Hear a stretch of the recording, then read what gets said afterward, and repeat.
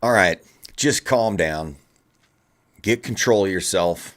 I know you're excited that there is another ultra budget Class D amplifier on the market.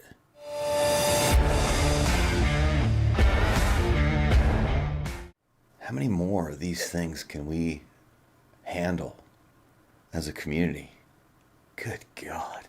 Don't they all use the same amp chip, basically? I wonder if they all come from the same factory or if they're actually different companies.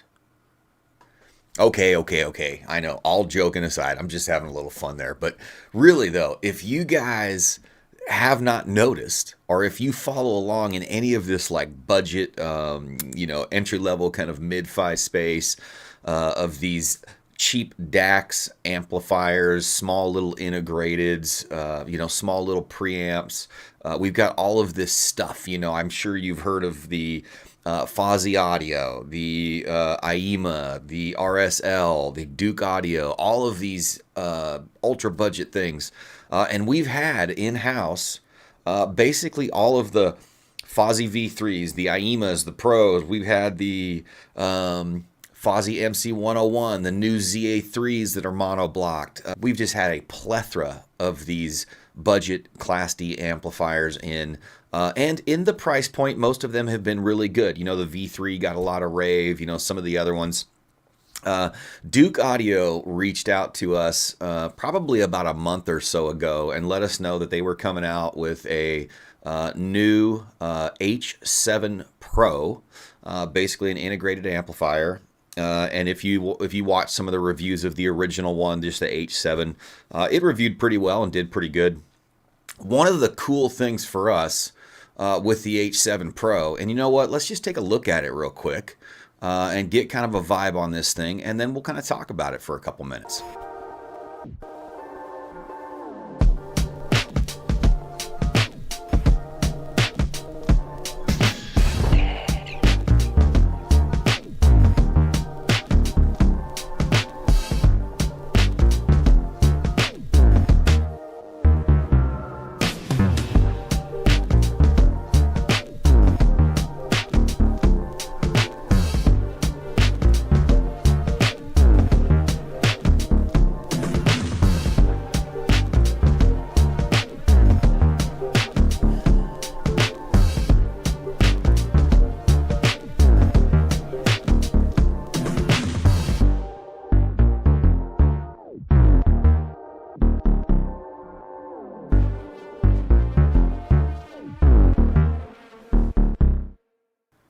All right, so that was kind of an overview of the H7 Pro.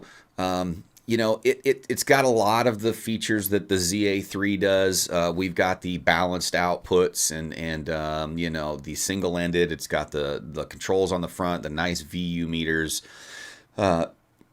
Sound-wise, though, this one was really interesting. So all of the others, the V3s, the Fozzys, the IEMAs, they all packed a pretty good punch. For the money, I could not complain. But when I kind of stepped outside of that budget space and said, okay, well, let's see how these things actually compare to, things that are, twice the price or something like that.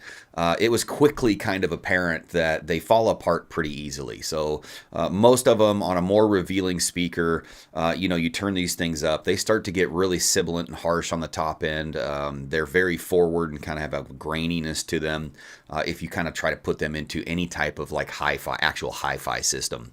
We were running $5,000 DACs to these things. We were pushing them out to $5,000, $6,000, $7,000 speakers, ultra resolving stuff, just to see kind of what the real limitations were with some of these things. And all of the other stuff fell apart pretty quickly, kind of like I was talking about. Now, if you have budget speakers, budget components, it's not a super ultra revealing system, you're probably not going to notice those kind of negative spaces. Or those negative attributes, because they really won't rear their head, if you will. And so we've done reviews on them. We've promoted them, at the price point, they're good. I always send them over to Kelly, and that's kind of like my big gauge. Like, if Kelly likes this, then I know we've got something that's, kind of special.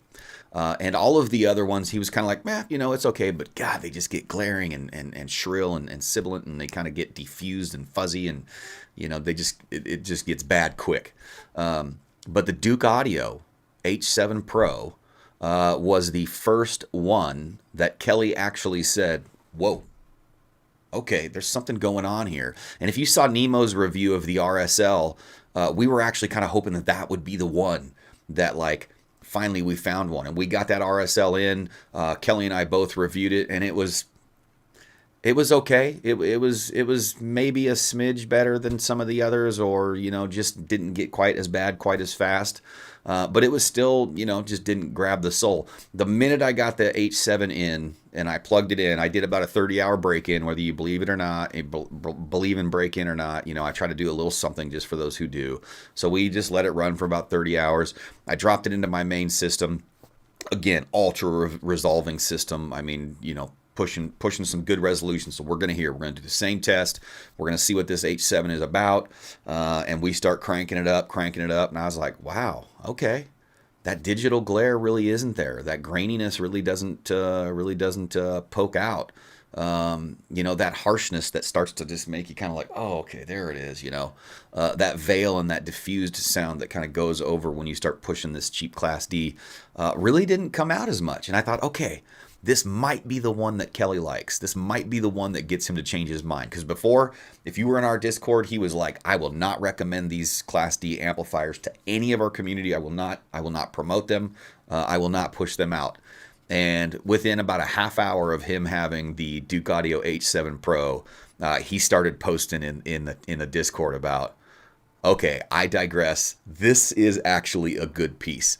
And he actually left it in his main system for probably a week or two. And this guy's got like $4,000 GAN-fed amps and stuff like that. And he made it clear that it wasn't close to that. But it was the first Class D budget amplifier that both Kelly and I thought, you know what? I would tell my community to buy this. I would say that if you are moving into, kind of pushing up into that mid-fi, you want to kind of get into separates, but, you don't want to spend a ton of money. You want a nice little integrated piece that has some versatility.